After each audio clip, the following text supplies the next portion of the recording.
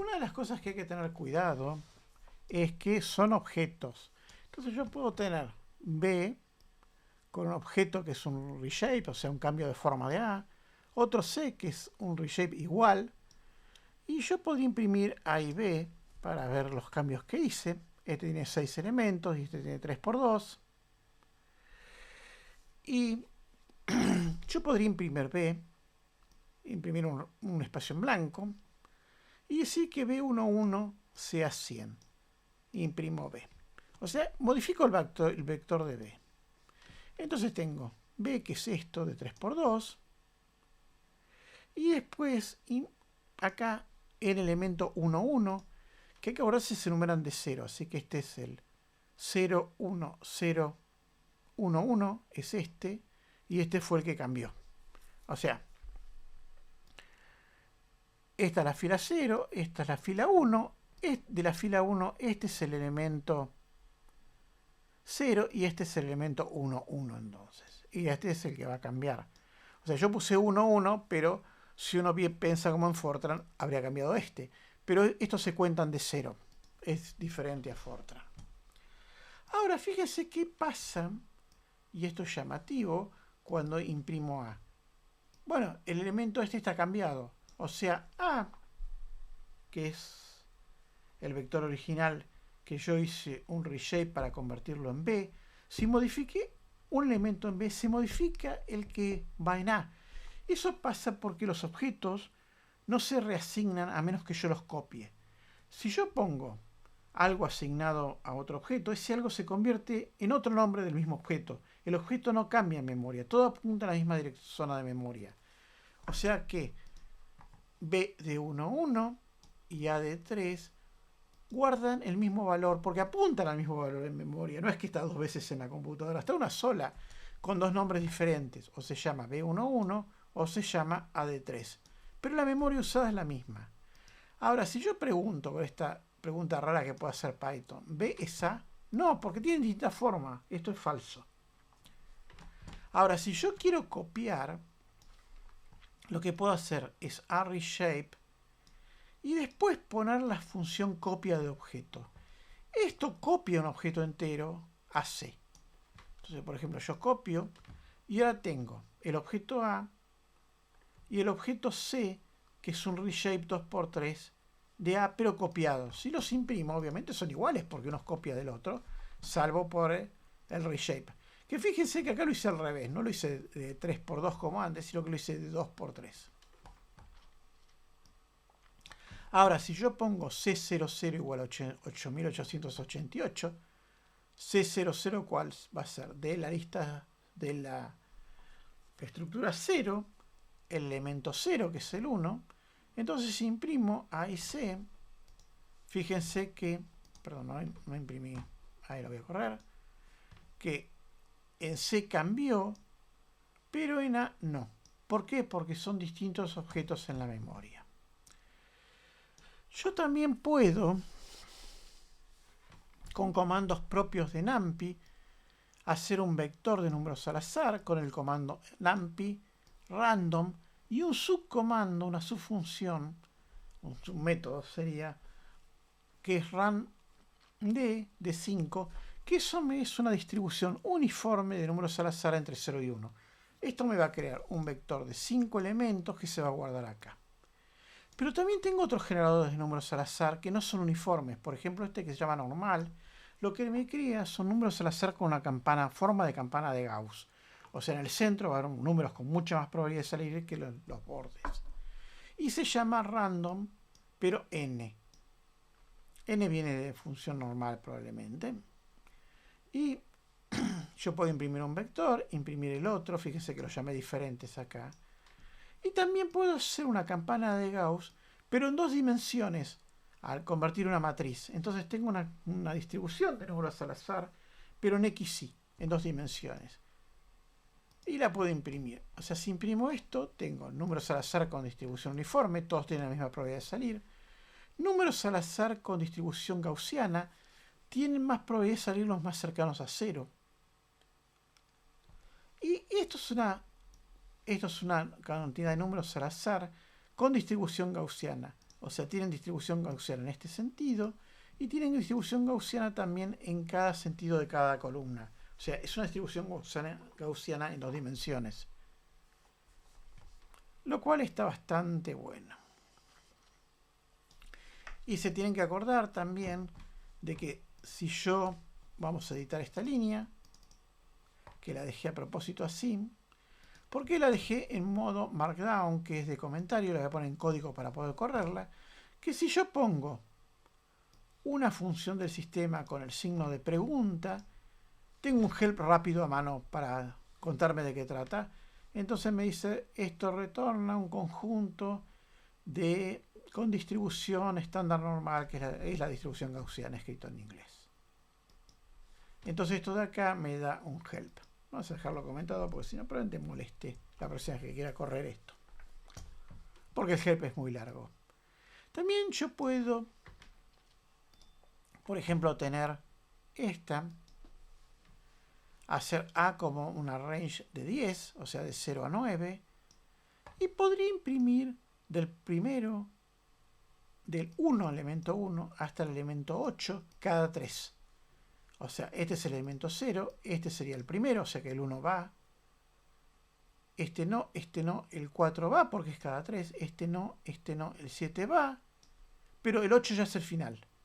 O sea, va a ser 1, 4 y 7 si corro esta línea. Fíjense, 1, 4 y 7. O sea, puedo seleccionar, lo cual está muy bueno. También puedo hacer máscaras o cambiar cosas muy rápido. Por ejemplo, imprimo A, pero las posiciones de los elementos 2, 4 y 6 les pongo un menos 99. Vamos a imprimir esto. Eso significaría que esta no, esta sí es la 2. Un 999. Esta no, la 4 sí. Ahí le pondría menos 999. Pero hay que tener cuidado, porque esto se cuenta de 0. Así que esta es la 1, esta la 0, la 1. Ah, está bien, conté de 0. Así que esta va a un menos 999. Esta no, y esta también va a cambiar. Entonces si corro esto, fíjense que sí, los que yo dije cambian. Pero también podría tomar números al azar, imprimir una función. Fíjense que acá voy a decirle que es de 0 a 100 y en total tengo 20 elementos y van a ser números al azar enteros. Obviamente, ¿cómo sé esto? Porque yo busqué en el manual cómo se generaban números al azar enteros que tiene la rutina y lo corro. Fíjense que me quedó esto. Una colección de números enteros al azar entre 0 y 100. Y ahora voy a decir A menor que 50. ¿Qué significa? Que va a revisar todo el vector A y cuando haya un A menor que 50 va a poner verdadero. Y cuando haya un A mayor que 50 va a poner falso. Entonces voy a correr esto y fíjense, el primero es 1, es verdadero. El segundo es 50, no es menor o igual, es menor. Así que falso. Después estoy viendo este falso, falso. Ah, no, este es verdadero. Falso, falso, falso, falso, falso. Verdadero, verdadero. Y son probablemente estos dos verdaderos de acá. Y así con todo. Entonces puedo generar lo que se llama una máscara de verdaderos y falsos sobre un vector. Y después tomar decisiones sobre los números con esa máscara. Por ejemplo, yo sobre la máscara puedo preguntar con un if. Y el if va a dejar solamente pasarme los valores verdaderos. También puedo hacer operaciones muy rápidas con los arreglos. Por ejemplo, tengo el arreglo A de recién. Le puedo sumar 1, fíjense, y un saque a todo. Y puedo hacer esta cuenta más bizarra. A elevado al cuadrado más 3 por A elevado a la tercera. Y fíjense que no dudo en nada en hacerla. También puedo, por ejemplo, generar 10 elementos en A, hacer la cuenta en B y correr B, por ejemplo. Nada evita que yo guarde en otro vector mi resultado y después lo imprima. Y nada evita, por ejemplo, que también lo haga de esa manera. O sea, fíjense lo rápido que fue. Y ahí tengo B y C a partir de esta cuenta de acá. Y después podía preguntar con doble signo de pregunta. Es B igual a C. Y acá me dice falso, falso, falso, verdadero. Este doble igual se tienen que acordar que es el igual de Fortran. Y se ponen dos para que se distinga de una asignación. NumPy tiene todas las funciones trigonométricas, logarítmicas, todas las que necesita. Y también las puede aplicar a vectores. Por ejemplo, acá tengo un vector de 18 elementos, lo imprimo y después le aplico el logaritmo decimal de A.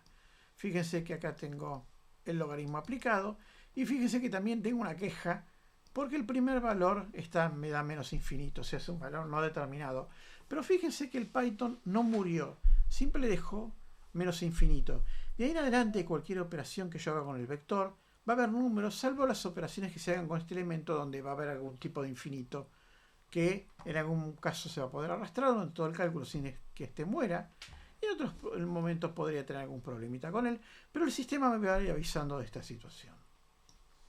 También podría tener una matriz, otra matriz, y después hacer matmul, o sea, multiplicación de matrices de ambas, guardarla en C e imprimir C.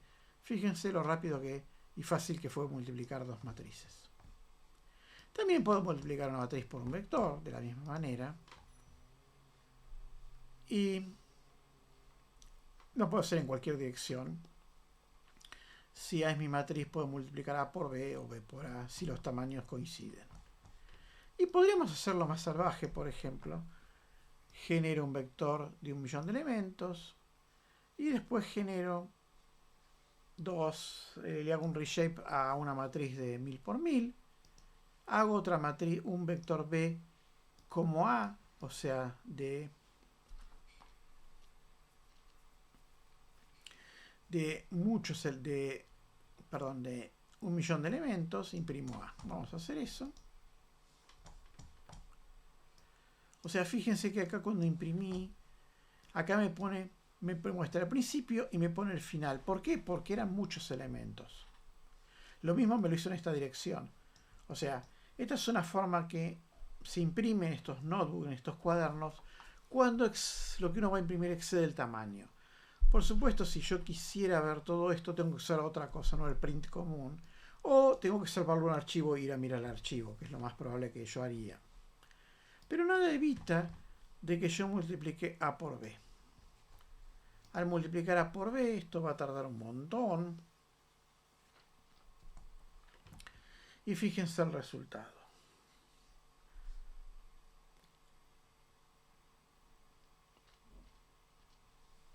O sea, acabé de multiplicar dos matrices de 1000 por 1000.